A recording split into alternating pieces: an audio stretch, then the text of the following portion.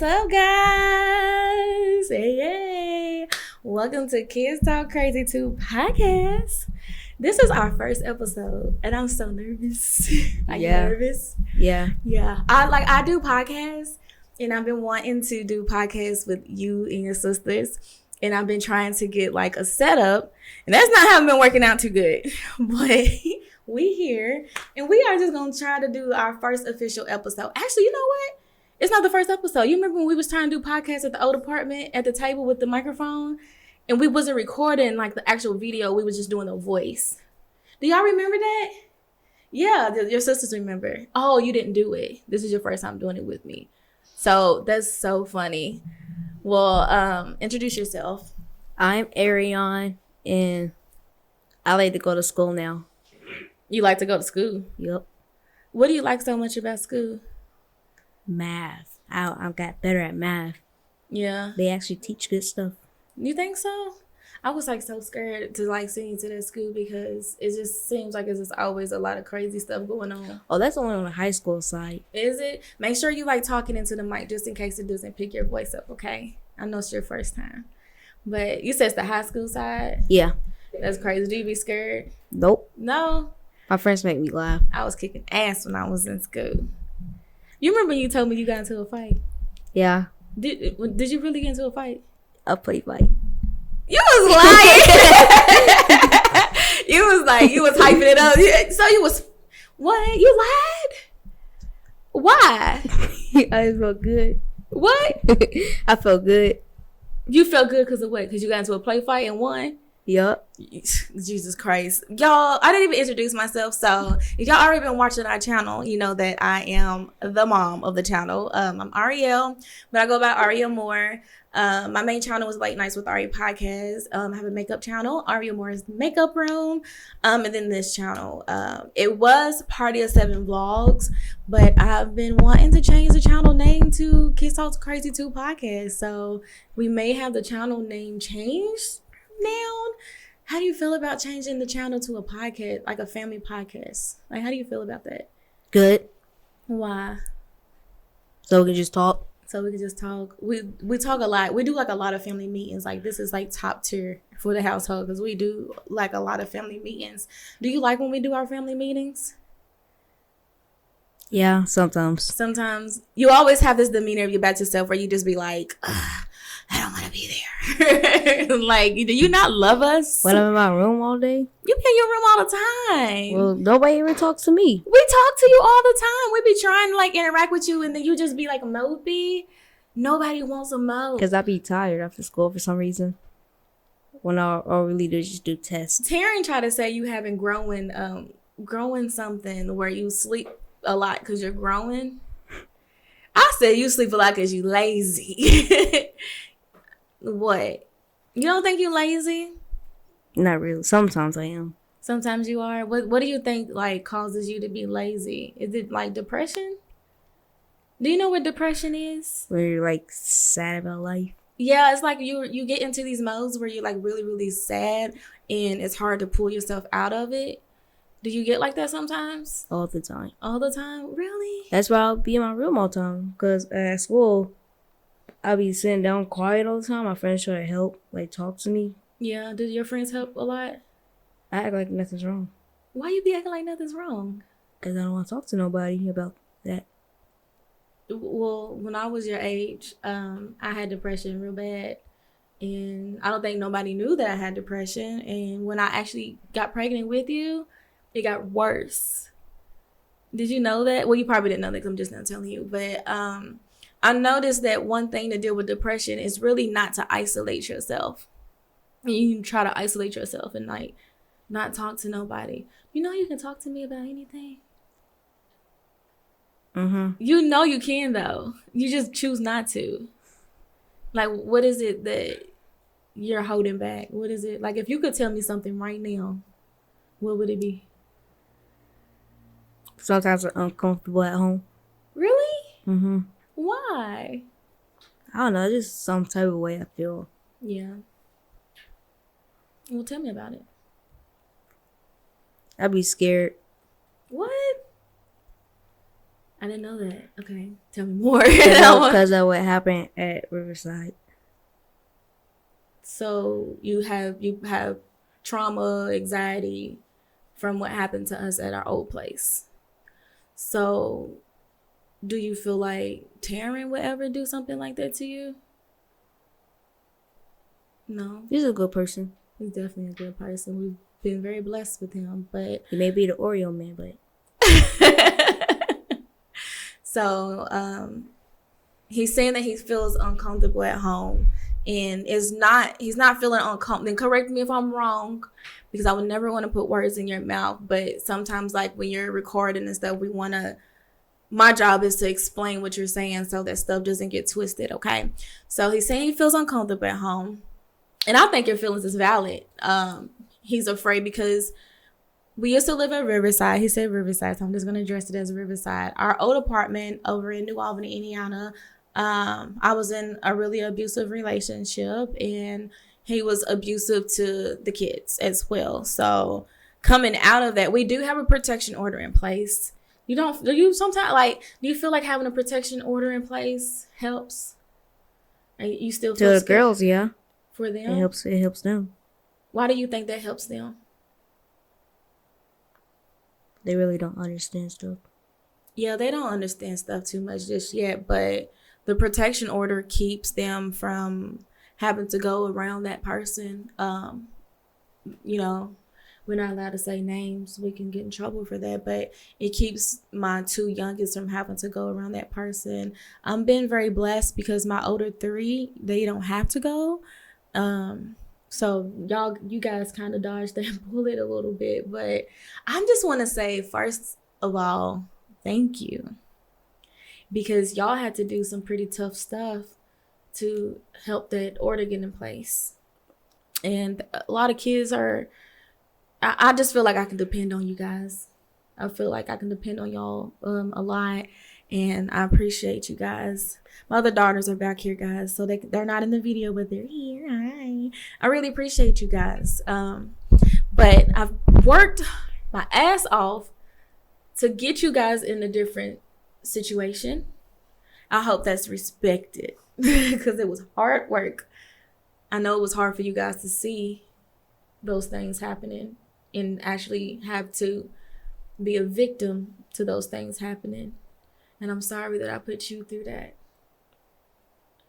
Sometimes do you get upset at me for it? I'm not gonna be mad. This is just us.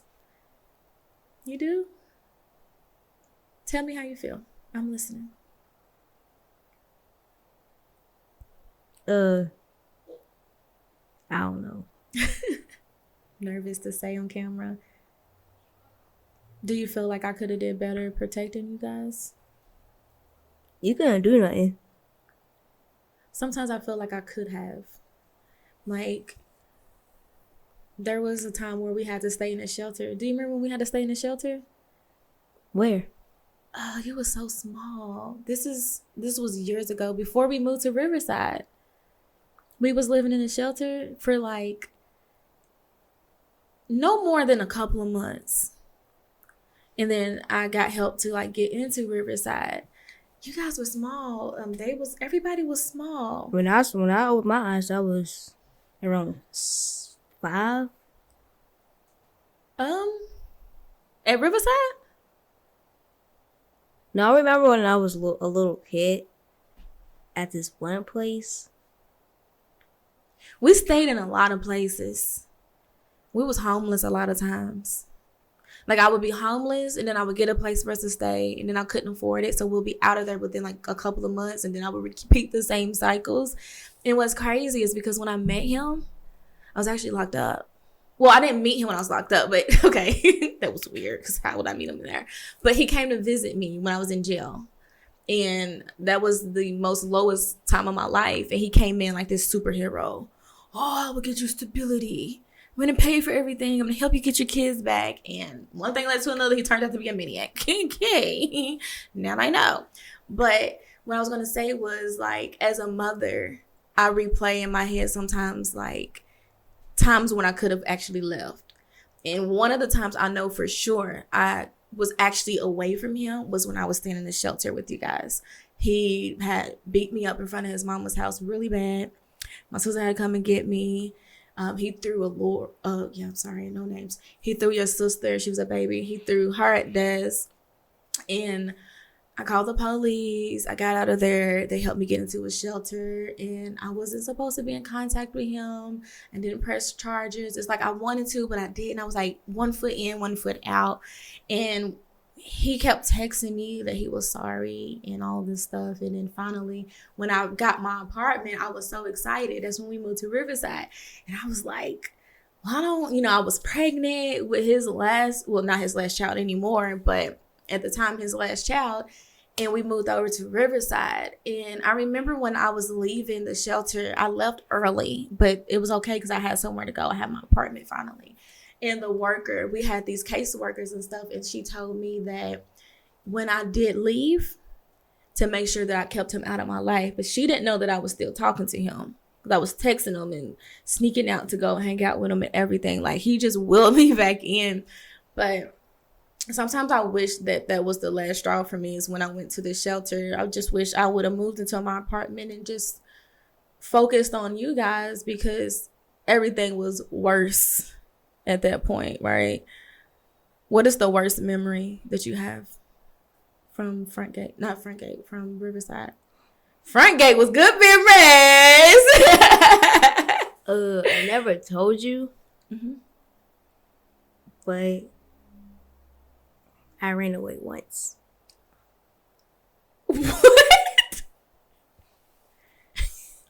In Riverside? You ran away at Riverside? No. I'm not lying. Oh, why? When you left? Huh? I don't know. I don't remember why I ran away. But then I came back. Something made me come back. Probably because you ain't had nowhere to go. Ran away, ain't got nowhere to go. He was like, well, I'm gonna go home. Ain't got nowhere to go. You really ran away? Was it because of him? No, he wasn't there at that time. What made you run away? I don't know. I don't remember. Was it daytime, nighttime? Daytime. And you just ran away. Wow. Dang. You ever think about running away? A lot. Are you serious? I guess all kids think about running away, because I ran away too several times. But I always came back because it was like, where am I going to go? And then once at the new apartment. What? At Front Gate. Oh, you just be what? Yeah, you're going through that teenage stuff. Like, running away is not going to solve nothing. Because I feel like, now I'm not knocking you for feeling like you had to run away. Because whatever you feeling, your feelings are valid. And I know I could be a strict parent sometimes. But I'm strict just because I want you guys to be brought up a certain way. And you guys, I've worked really hard for the lifestyle that y'all have now. So I just want y'all to just appreciate things. And be a little more structured, because it's too many of y'all. I'm outnumbered. So somebody gotta wear the big old boxers, and I'm gonna wear them, because ain't nobody in this house gonna run me over. But running away doesn't take away the issue. Okay? You have to talk about the issue so that it can be resolved. Like, if you have an issue with me, you have to pull me to the side and say, this is the issue I'm having. If you have an issue at school, you have to pull me to the side and say, this is the issue that I'm having at school. If you're having an issue with your siblings, you have to pull me to the side and say, these are the issues that I'm having with my siblings. Because my job as a mother is not to be your friend. Okay? But I'm a mental support. Always. I'm always going to be your mental support. So I'm pushing the chokehold for running away. Did you know I would freaking die inside if I woke up and I couldn't find you? I didn't think about that. I would die inside. Like, I would probably lose my breath. I thought y'all would be happy. Why would I be happy? I don't know. Just because you eat all the noodles and bread don't mean I want you gone. You're my baby. I didn't sneak nothing at Riverside. Boy, somebody... No, oh yeah, I did sneak noodles. Yeah, but you kids, y'all gotta understand the struggle, man. Y'all can't be just going and taking stuff that costs money. Don't know how much stuff costs now? That's a conversation for another day. But Jesus. But I don't know. I had a lot of money back then. Huh? I had a lot of money back then. Boy. I'm getting lucky. From getting lucky. You gotta quit hitting that microphone because it's gonna pick up on the thing like the little boom, boom, boom, boom. But anyway, I can't believe my boy done ran away. You know I love you, right? Or do you have doubt? Yeah. Yeah, what? That you love me. He's like, you love me. I'm so hyper compared to you. The only way out of depression is through it. Okay? Smiling, getting outside, and being around people that love you. You got a lot of people that love you. When your brothers and them come, you be like, turned up. Be turned up with your sisters. They love you too. They be wanting to spend time with you. They annoying as hell. But they be wanting to spend time with you too. And we, all you got. She just said no.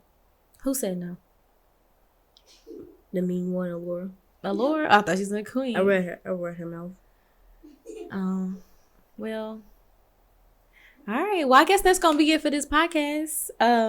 You want to close us out? Bye. I don't know how to close it out yet. Don't run away. Don't run away, guys. Kids Talk Crazy 2 podcast. Peace. I don't know. Bye. Lord. Okay.